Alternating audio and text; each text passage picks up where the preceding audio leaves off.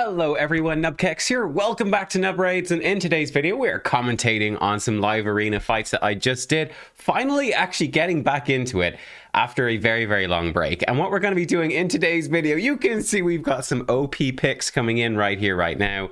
I want to give you like an updated dive into my live arena strategy, what I'm using now and how things have changed. We're actually going to be using two champions.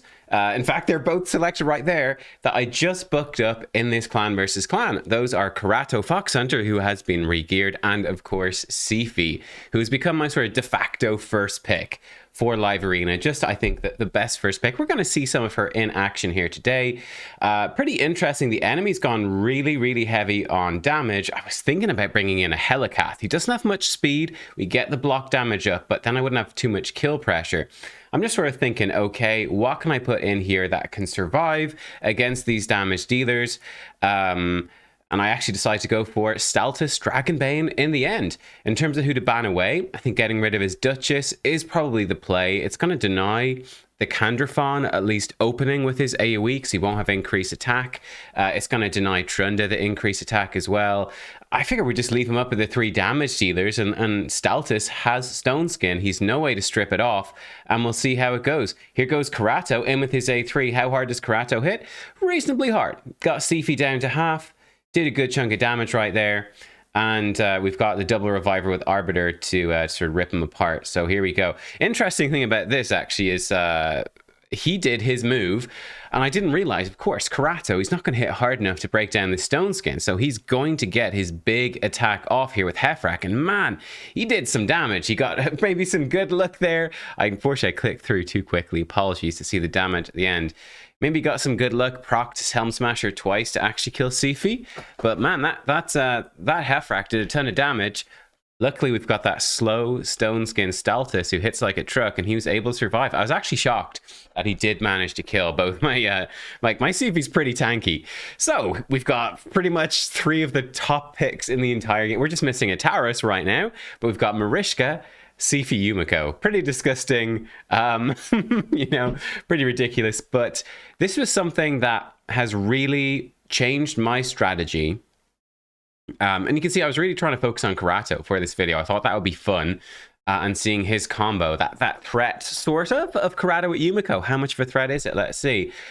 But what I was saying is having 2 overpowered champions actually makes such a huge difference to building your teams. Because when you only have 1 overpowered champion, they're just going to ban it away. And that overpowered champion, okay, it's absorbing a ban, but it's not doing that much for you. Whereas when you've got 2, in this case, Siphi and Yumeko are both completely OP, it forces them to make the choice. Which OP one do you let through, and what combos is that going to still leave open?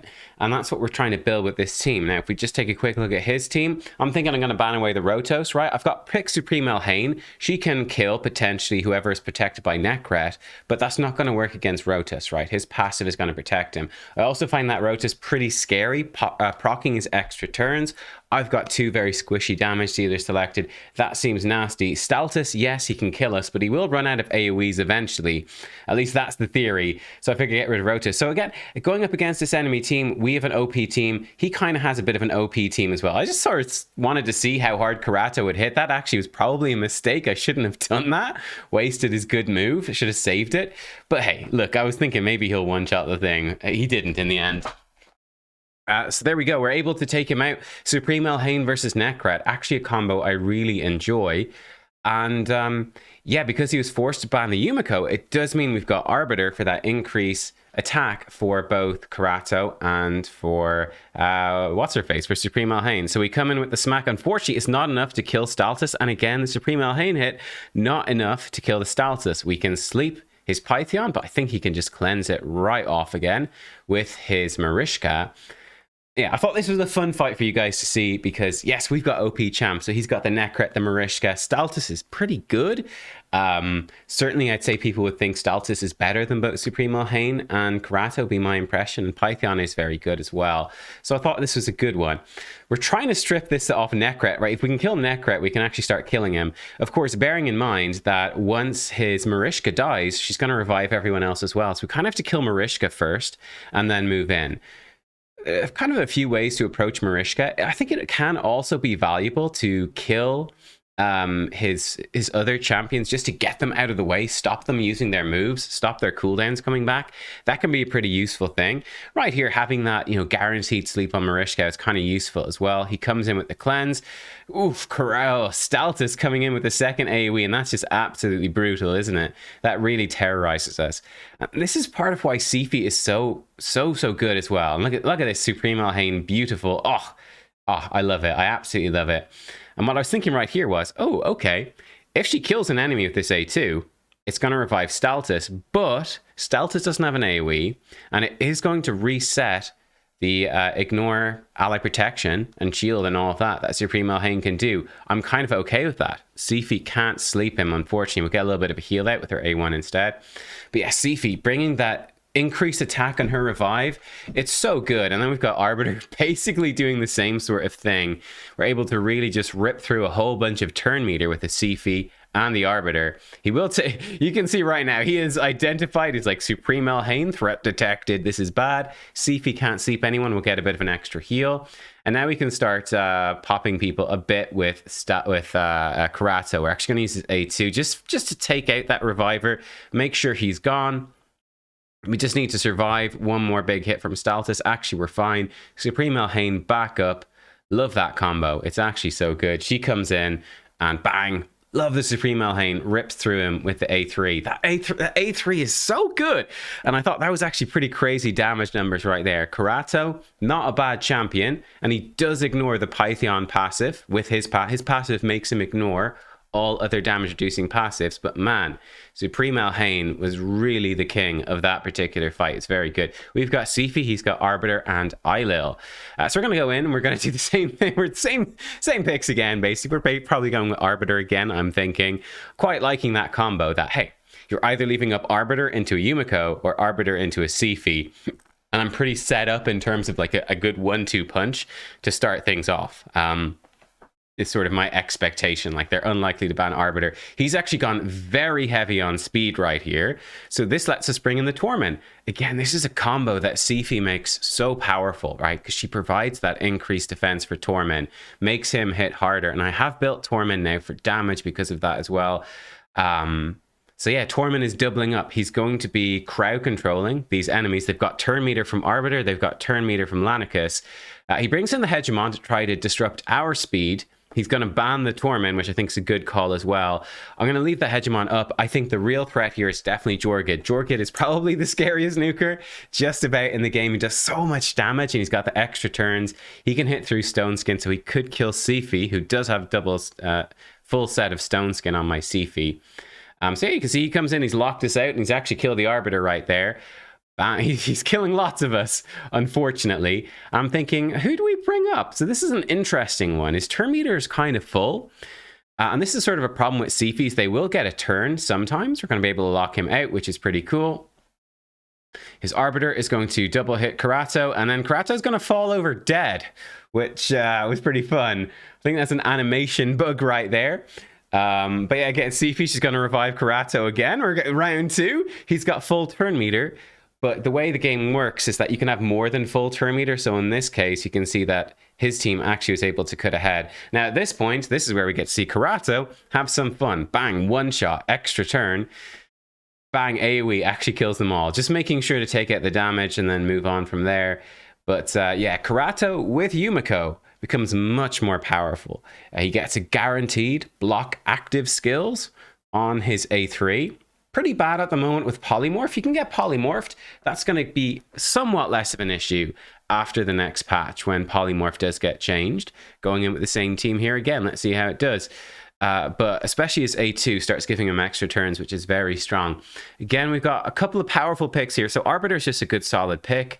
The Hernding is interesting. We're definitely going to bring in Tormin again. I actually think Tormin, he can be cleansed by Marishka, but she's putting out so many buffs and stuff like that that it can just get refrozen. So I think that's pretty nice for us. The Anithwe and obviously Marishka is insane, right? Though she does have Brimstone, weirdly. Brimstone, it needs accuracy. Do you have accuracy on Marishka? What is going on? He's got Brimstone for days right here. We're definitely banning that Anithwe. Anithwe, I think is actually a very underrated champion for Live Arena. Very simple. If he kills somebody, they can't be revived. And guess what? Arbiter, Siphi are revivers. Karato super squishy. And Tormin, he's built with that self-revive as well. That's not something we want to have happen. He takes away the Arbiter. And then it's sort of a choice. Kind of trying to work out, okay, what aura do we bring in here? We could bring in accuracy from Yumeko to sort of make sure we can lock him out. He might have resistance a bit on Arbiter. Probably not a problem. Could have resistance on Marishka. Could be annoying. The defense aura from Tormin, also a good option, make us a bit tankier. He doesn't have that much damage, so that could help. I actually decided to bring in the resist aura from Yumeko, from the Siphi instead. Again, Siphi being just super OP, shock and horror. But I thought that'd be the way to go. Reason being fairly simple, that I don't want her buffs to be stripped by the Uko. I want Siphi to stay strong. Bam, look at that crazy damage coming in. Of course, remember, he's got swift parry on 2 champions. But remember though, if we kill them, they're just going to come back up when Marishka does. So look at this. She'd revive them anyway, so there's no need to kill them. And then, I love this. It's just the sitting duck gallery as Karato just pops them one by one. So you remove the Arbiter. You remove that increased attack from Karato, but he still, he still does pretty good damage. And if he ever does die, Siphi can pick him up with increased attack as well. And he's very strong with that Yumeko. So yeah, I mean, my feeling is that if I was against me, I would ban the Yumeko and just deal with it. Like Karato he's good. He's good. He's not that scary though. It's not super scary. If I had a Rotos, I'd bring in Rotos and that'd be pretty good. But yeah, here we go. Enemy, very similar. We've got the Duchess. Obviously, that's sort of one of those top tier revivers I don't have access to here. I probably would bring in Duchess probably instead of Arbiter. I don't know. It's kind of a tough one. If they were a bit slower, I would. It's an interesting question. Arbiter sort of secures the speed, whereas Duchess makes you much tankier. I probably would lean a bit more towards Duchess than the Arbiter, but it's an interesting question in terms of how I'd set up the team then, right? But he's brought the Helicath. We've grabbed the Arbiter and the Karato, so we're bringing in the exact same thing we did before. Helicath is interesting, gets some block damage. Then he's bringing in his own Yumeko and a Goffred Brassclad. So I decided I'm going to bring in Baron, right? He has basically no damage, right? Very low damage. You get a bit from Karato, maybe a bit from Goffred, but that's it. Low damage. He's got the 2 increased attack champions and no attack-based champ to go with them. Baron, lovely as well, has Ignore Shield and also Ignore block damage, so he can kill them. Well, he can kill them past Helicath. I think the Goffred passive will still protect them, because I think it just stops. It's a bit weird, the Goffred passive. But I wasn't 100% sure. So, as you can see, he's actually very quick. He's very, very quick. We're able to lock him out. We're able to speed boost up. But he has that block damage out already, so we need Baron to take a turn. And Baron is very slow. At this point as well, again, they've got those block damage things up. I'm just seeing, does he have any polymorph? Is there anything weird to watch out for? Not really. We just get some hits in. But man, his Helicath is actually ripping us apart already. We're very squishy, right? That's the downside of this team. 2 squishy damage dealers. But if we catch him with his pants down, as it were, and unfortunately that block debuffs from Siphi means, or from Duchess means no sleep, which would have been nice. But bam, he hits the Baron. Baron's getting smacked around. Arbiter trying to take out Baron. Baron is counter-attacking like a madman, but it's not going to matter. He takes out the Baron. I think that was the right choice for him right there. Definitely the right choice. We're going to put Hex onto his guy right there and resurrect Baron. Things are looking good. Or are they? Gonna be able to come in, smack him with this. That's okay. We do get killed. Arbiter's turn meter boosts. We're able to push Goffred back. But Helicath, he's got a turn. And he one-shot. He doesn't even need the second hit of his A1. He's just one-shot Baron. I'm gonna spoil this for you in advance. This fight is gonna go on for a really long time. And there was something I didn't realize, because I've been... Well, as you might have heard, I did re-gear Karato. Might have forgot to put gear back on Baron properly, which is a little bit of a problem. But this is something that's really important as well. Ooh, here we have some interesting things going on. So this is where it's really annoying to play against the Siphi, but very fun to play as the Siphi, which is choosing the target to annoy with your A1, sleeping them. It's very enjoyable to play as it. I've been the victim of it so many times. It's nice to use it. But we're coming back into this. So I actually said, hey, we can bring back Yumeko. Yumeko is going to have her reset available. We can lock him out and then we can kill him there. In hindsight, I actually think this is a mistake. We should have just brought in Baron and killed him. I was kind of figuring, we just, let's just lock him out. So this is one of the mistakes I made. But look, again, it's looking pretty good. But you see that? Like, that's absolutely shocking. Oh, and he kills him. I couldn't believe it. We brought back Baron with a full turn meter. Helicath was only at about 60 or 70, maybe 70% turn meter. And he got to actually outspeed the Baron. What the heck? What the heck is going on? We can actually tab out of this fight for a second because it doesn't matter. So this is what I realized the problem was. Baron is actually missing a weapon, and Baron actually only has the base 100 speed. He is unbelievably slow. I think it's a very important lesson for live arena when it comes to it. These slow, like that Baron works quite well in Classic and Tag Arena. He's really slow, but he one-shots people. We just let reaction, maybe even stones can fall off and we go. So here I was going, okay, we need to bring in Karato, and he needs to start like one-shotting people. Okay, here we go. Here we go. Let's take him out. He could have weak hit the Goffred there, which is why I didn't want to do it. We get a speed boost up again. Are we back in it? But yeah, you need these faster champions for live arena. You really do. Now, unfortunately here, because we didn't get the kill, we do manage to lock him out with the Karato, but his increased attack has run out. It's not going to be enough. We can sleep Goffred. Yeah, these slower damage dealers, it's just not quite viable, unfortunately. It's just not a good idea. It's worth really dropping. I feel like it's honestly worth dropping quite a lot of damage to get above at least 100 speed. They're going to res the Karato again, see what he can do. Been locked out. Again, in hindsight right there, I was really traumatized by that Baron being so slow at that point. I actually think, again, that was a mistake. If I had brought in Baron, I could have won the fight right there. So we've really made a mess of it now. And he's got his shields up. He's getting revives and heals up. We've got a long time left on Siphi. And at this point, we're basically screwed. So, yeah. Honestly, if this had been a Baron, even with like 170 speed, I think it's no problem. I think it's the fact that it's literally a 0 speed Baron. We're totally screwed. Baron has basically been useless. He's actually so slow that he can't get a turn in. And he's so squishy that he's just going to die. It's a miscalculation on my part. Here you can see we're going to revive him. I realize at this point, this is pretty bad. Baron goes in with a counterattack, which is nice. Goffred doesn't one-shot him, but he lands the stun. And yeah, we're in trouble once again. I'll skip ahead. He wins. The enemy team, he wins. He wears us down. We keep trying to let's look at this again. Baron. I probably shouldn't have brought him back at this point. Goffred was full turn meter. I was just like, man, we've got to hope he doesn't crit or something. Got to hope for that, but he took us out. So fair play to that guy. I thought that was actually quite funny. The Helicath Goffred, so low on damage, but our team was actually squishy enough. He's actually able to make it work. In hindsight, I think there's a couple of times where I was sure I had the win when I revived Baron and he was so slow it didn't work. So maybe I wouldn't have got the win, but I think if I brought Baron back, I still would have. But we're going to go put a weapon on Baron right after this video. Let me show you the champions I used here and the builds that we had on them. So you can see, obviously Siphi is sort of the creme de la creme here. She has taken the gear I previously had on Elva, basically my best, sort of fastest, tankiest stone skin gear I have on my account. You can see a good bit of it is ascended.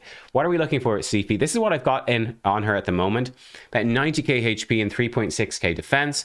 That's going to go up to about 4,000 defense when she gets to 2 stars. So it's okay, I think. It's okay. We got 307 speed. She does weirdly have a ton of crit rate. Don't know how that happened, but it's happened. That's not ideal. And she does have 500 resistance. So, I mean, I think there's a couple of different options. We could totally ditch the resistance and just crank her HP higher, maybe give her more speed. All of these things will be options. I actually just don't have the gear to do that right now. I'm a little bit stuck with the resistance as it is, but that's okay. So she's a good mix of being quite tanky, Good speed, still fast, and like so yeah, I'm not sure where I'm going to go at Siphi. Like maybe with the polymorph stuff changing, building more resistance is going to be the way. Honestly, I'm kind of happy with this right now. I'm going to play with it for a while, and then we'll see. But maybe she should be tankier. I don't know. Maybe more resistance would be good, but that's the way it is. So like, for example, we've got HP percent with defense percent on the gloves. That's really nice. There's some crit rate. We've got HP percent with HP percent, double speed resistance. That's a nice chest piece. That is one of the best chests on my entire account. We do have a bit of room to clip her speed up more when I get some. Speed boots with speed, lots of resist, and even a bit of HP on it. Even that bit of crit rate, that's not bad. This weapon definitely has a lot of room for improvement. There's that 11% crit. It does have a good chunk of speed, but this is something we could improve with like HP percent, more speed, resistance. You can't get defense percent on a weapon, but yeah, this is one we could definitely look to get better for sure. Triple speed on the helmet, even with a bit of crit rate. Again, it would be better if it had some HP or defense percent, but it's what we've got. And quad speed with crit rate, of course, HP percent and resistance on the shield. So honestly, I feel she's in real good gear. Her masteries, I've got her set up like this with the resist. I wanted to hit the 500. Maybe going with timely intervention is better. I'm actually not 100% sure. But yeah, I think there's some variety here with the Siphi. We could give her the spirit haste and the better resing. That could be good. I have her the bonus resist. Don't know if it's worthwhile. We could maybe get her like delay death and give her retribution is pretty nice to counterattack. Cycle of revenge is pretty good too. So there's so many good options for Siphi. I wasn't 100% sure which way to go, but that's the way we went. Yumeko is coming in with lots of accuracy, very similar sort of masteries, just giving her turn meter, accuracy, that fun stuff. And she has come in with high speed. Is that actually the same? It's actually the same as Siphi. That's kind of funny. Maybe I could tune that up a bit, but high speed, high accuracy.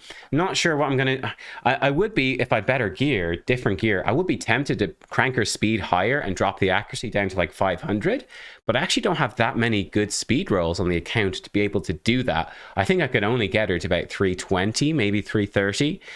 Giving up a lot of accuracy. Not sure if it's worth, but she's actually weirdly tanky. So there you go. That's Yumeko. Again, speed boot with speed. Unfortunately, I mean, it's okay with the defense percent, but we'd love to see more accuracy on that. But hey, it is okay. Accuracy chest with accuracy and a speed roll. It's not bad. That sort of stuff. So that's her.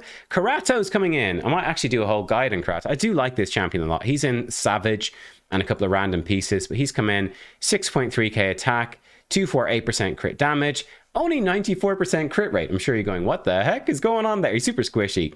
Reason being, we are going to be able to ascend this up for an extra, I think 9%, which is going to push him to 103%. So he's going to be fine on the crit rate when these gloves are fully ascended. Quite nice gloves, crit damage with crit rates, okay. One of the better ones, not as good as crit damage or attack percent, but still pretty good. Crit rate on it, attack percent, bit of speed, not bad. Attack chest, one of the best ones I have. It's a bit sad, isn't it? And we got even some attack boots with attack percent. That's going to be good to crank his damage up more and give him more ascension will help. But that's Karato. Pretty straightforward nuker stuff. Tormin in lethal and perception. I think that's quite nice. So we got him with a good chunk of accuracy and he's still hitting real hard. Like, unfortunately, 1% crit is missing, but he's got a big chunk of defense, a big chunk of crit damage and the lethal. So he's going to be hitting hard and still freezing pretty well. Downside is he's slow, but I'm actually very, very happy overall with this build. We can get him a bit more defense percent right there, and well, I guess a bit more HP really, maybe a bit of defense there. But yeah, he's looking good. I think I've got a really nice ring here. Yeah, triple defense ring. Not bad, not bad. So there you go. We do have him in an accuracy banner, I think. Yeah, accuracy banner. It's pretty rubbish, unfortunately. We'd love to see like a bunch of speed or defense percent on that. But hey, we got a double flat attack is what I've got for now. A bit short on those banners for dwarves, it seems. Been unlucky. One thing with him which is fun, opportunist. Do more damage to targets that are frozen, because he does freeze people. And even Siphi will sleep them, and I do like running them together now. But pretty standard Tormin nuking masteries. He is fantastic. And who else did we see in that? We saw the Baron. Arbiter is just in speed gear, so lots and lots of speed. Does have a good chunk of accuracy, so maybe polymorph even going to be good on her after the stuff runs out. But she's low HP, but good defense and good speed.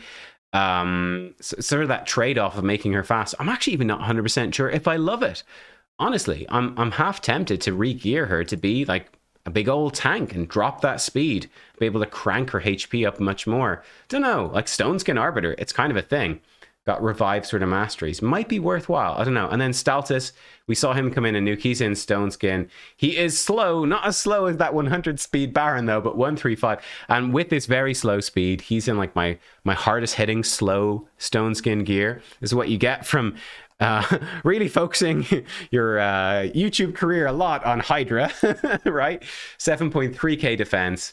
261% crit damage. He's coming into smack. We've got crit damage with crit damage on the gloves, a little bit of defense percent on that. Fortunately, the substats suck, but the main stats are good.